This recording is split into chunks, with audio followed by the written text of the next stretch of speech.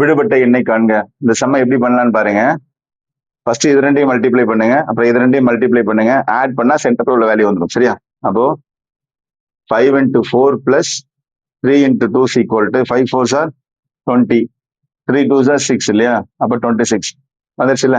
So அடுத்தது பாருங்க, 4 into 8 plus 5 into 2 is equal to 4 8s are 32 plus 5 into 2 10 இல்லையா?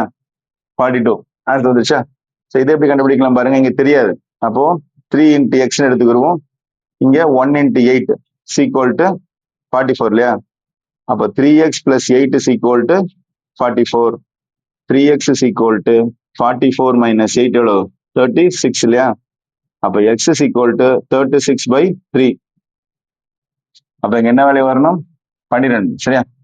So இந்த மாதிரி கணக்குகளை எளிய முறையில் தெரிஞ்சுக்கணும் அப்படின்னு சொன்னா மறக்காம நம்ம சேனலை சப்ஸ்கிரைப் பண்ணிக்கோங்க. பெல் ஐக்கானை பிரஸ் பண்ண மறந்துடாதீங்க. உங்க நண்பர்களுக்கும் மறக்காம ஷேர் பண்ணுங்க. நன்றி.